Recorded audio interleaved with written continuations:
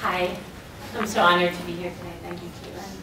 So I am the founder and director of Africa Yoga Project. Africa Yoga Project uses the transformative power of yoga, asana practice, meditation, self-inquiry to transform communities and empower people. And I founded Africa Yoga Project because I was invited to Kenya to teach at the United Nations. And I realized, wow, I'm getting paid as much in Kenya, in a country that lives, the average salary is $2 a day, and I'm getting paid the same as I am in New York. There's like so much opportunity to create leaders here, create yoga leaders that can take that job. I don't need to go over there. So that was the impetus, and what it looks like now is I have 42 yoga teachers that we've trained that teach over 220 classes a week that are free to the community in Nairobi, in the slums, in prisons, in orphanages. And they reach so many people, like 5,000 people a week.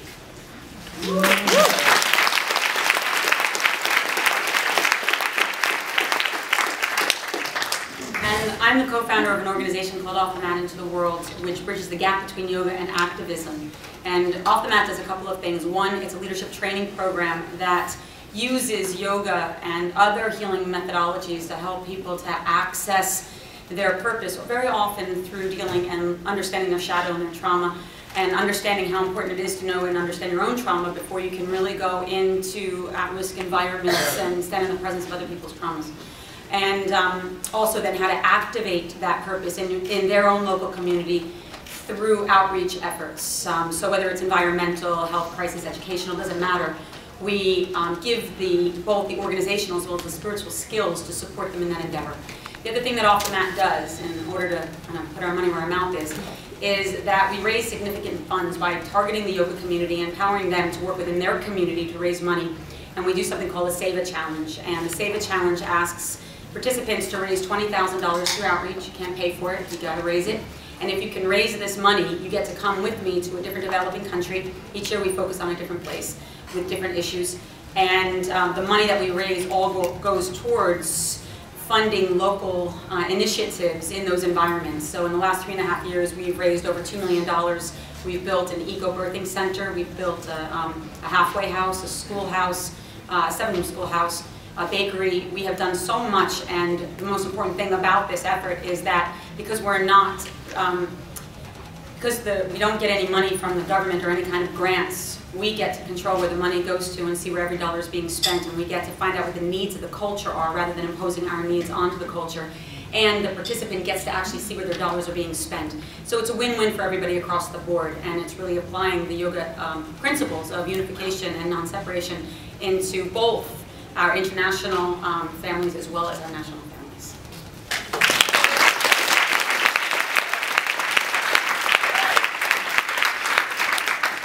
And my name is Nikki Myers, and I'm the co-founder of a program called the Yoga 12-Step Recovery, or Y12SR as we call it. And what Y12SR is a program that weaves together the wisdom and the very practical tools of yoga with the very practical tools of the 12-Step program. And specifically, it's a relapse prevention program. So we work with those who have already gotten clean and don't quite know how to keep it going, to stay clean. And we give them some very practical tools. The mantra of the program is that the issues live in our tissues.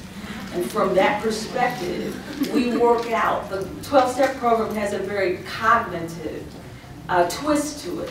We add the somatic piece. And with that somatic piece, we're able to get right underneath things and give people a set of tools and practices for their everyday life to sustain them in their path of recovery.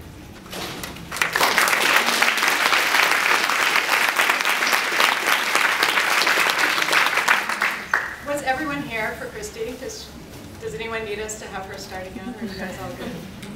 I want to just acknowledge how amazing to be in the room with all of these people who are giving so much. It's really beautiful. And I wonder if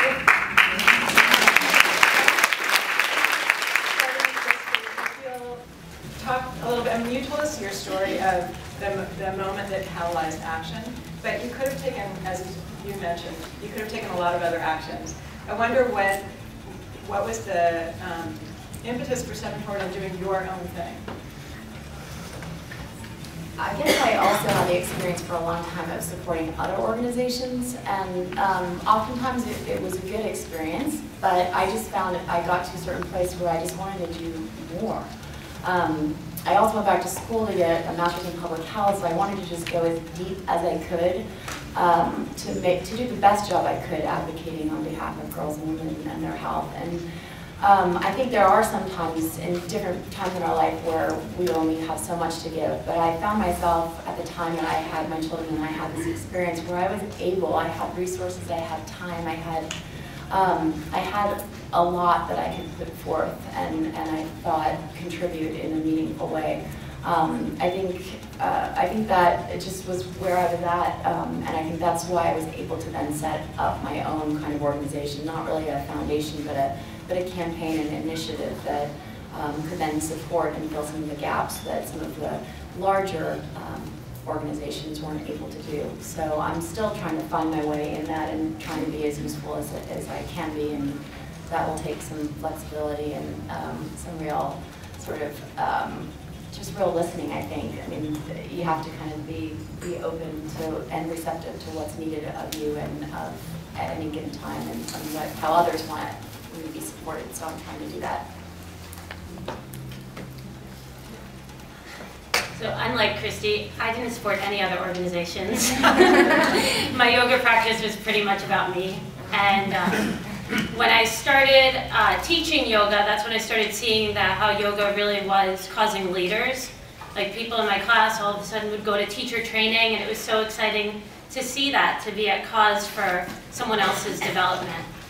And I was randomly on vacation in Kenya with my parents, with my dad, and being an unenlightened lady, being in a car with my dad for 10 days was really hard. I really just wanted to do some yoga or some drumming or dancing, but we were just looking at animals. And all of a sudden I was on safari and I saw some guys doing handstands, and I was like, I need to be doing that, like with the people. And I jumped out of the car, and my dad told me to get back in, you're gonna get raped by those people. And in that moment I was like, I connected with real people. So I showed them a little bit of yoga. They showed me, they were acrobats. They showed me some acrobatics. And it was a moment where, for me, it was instrumental in me stepping out of where I was and into where I wanted to be. And I ended up coming back to Kenya 6 months later after many requests where they asked me to come back, and I said no. I finally said yes, and I made a promise that I didn't know how I was going to keep to come there to teach yoga. Since then, I've been living that promise. Like, I keep making promises I can't keep, and now on a backwards path, I'm getting involved in a lot of other organizations now that I'm seeing the reality of how it really is there on the ground. So we've built 2 primary schools. I'm working on a community center this summer, very inspired by Sean's model of bringing a group of 20 people over that have fundraised for the trip, and we're building a center that will house yoga, but also a gender violence group and maternal health care. And it's opening up the opposite level of like how much collaboration and partnership there is once you do say yes.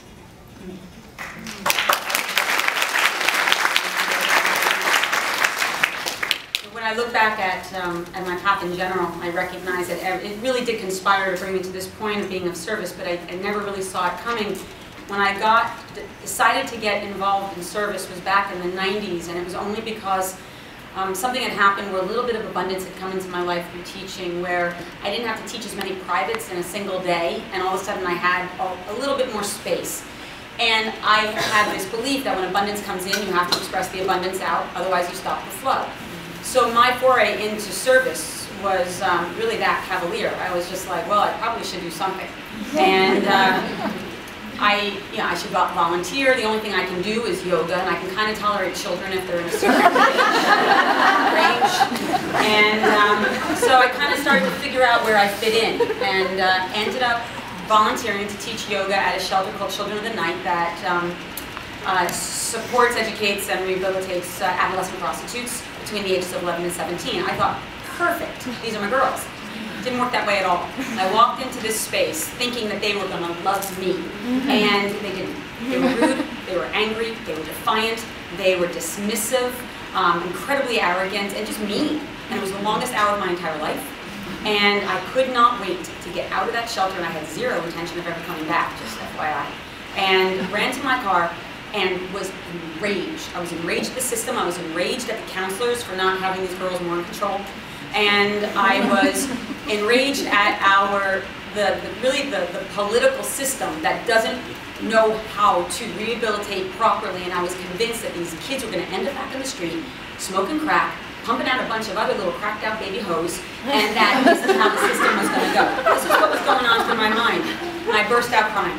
And the reason I started to cry was not so much for the judgment and all the projection I was having, was because I realized in a split second that I had just met 15 of my disowned self. And I was so freaked out. Knowing what I know about yoga, is I realized that I had walked into a space where I was being asked to look at the parts of myself that I cannot stand. I'm defiant, I'm angry, I'm arrogant, I am rude, I am mean when I don't connect with my own joy. And I thought, I have to go back there. And this has very little to do with them. I have to know what's underneath that anger. And I went back in there and I taught in a very different way. And I humbled myself completely to share space with these kids. And I learned that what was underneath their anger was grief. And I learned what was underneath my anger was grief. And when I learned to meet their grief, my whole entire life changed. And I've never understood this concept of selfless service, because I have only ever gotten more on an emotional and a spiritual level than I've ever been able to give. And I imagine I ever will be able to give. And it was from that point on that I realized that if I was really committed to the practice of yoga, I had to engage with communities again and again and again, especially if they triggered or challenged me, because it meant I was standing in the presence of the humanity that was either embraced or disconnected in my soul, and that's yoga. And so it kind of was born from there, off the mat, developed from my work with HIV/AIDS and youth AIDS. They brought me into India to work in the slums of Mumbai, to work with prostitutes there.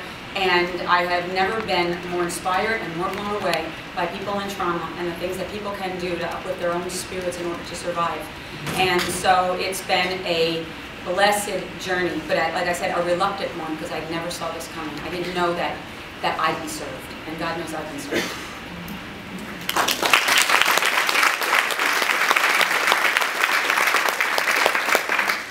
You know, there's no other word for me for this, to answer this question, than dharma.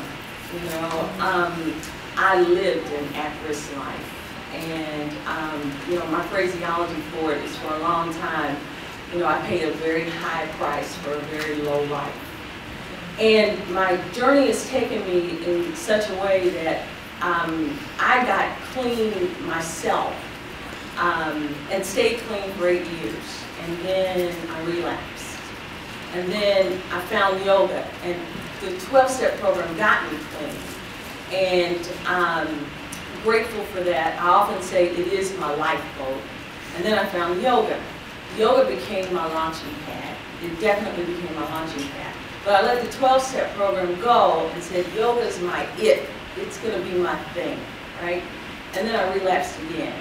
And excuse my French, it fucked me up. It just messed me all up. It really did. And then I realized that what I was missing is really what yoga is all about, is relationship and connection. And I was missing the relationship and connection between the two. And the program, the Yoga 12-Step Recovery, is truly Sutra, Upanishad based from its very heart. I heard someone mention that a little earlier. From its very heart and its very depth. And it was from that place I was able to weave and tie all these things together. And I saw what it did for me. It's been 11 years since my last relapse. And it's through this weaving together of yoga and the 12 steps that it happened for me. And then all of a sudden the question came up, well really the big question came up in my mind, how dare I not? How dare I not share this? There's so many people that have the exact same experience that I have had. And it was like, I have to share this. So it just came from a place that, you know, all the hell I experienced and everything that I went through leads me to today. And it was kind of like I was saying in the other room, that motherfucker really was an angel. He has been an absolute angel from the perspective that now I can take this. And, you know, I have a mother that came into the room recently, you know, from the 12-step program doing the yoga 12-step recovery. And she was talking about how one day she got irate, and her behavior has always been, when that happens, to lash out at her child. And she said, you know, I had one of those days, this kid was on my last nerve. She said, I did what we do in the program. I put my feet on the ground. I took a deep breath. I heard in my head everybody saying, let's take a big deep breath with Mary, right? And she said, and then I didn't beat my kid, right? I didn't beat my kid. So it's from that place, and from knowing that there's a mother out there that took this deep breath, remembered and grounded and resourced herself, you know, that I serve, that I have to. How dare I not?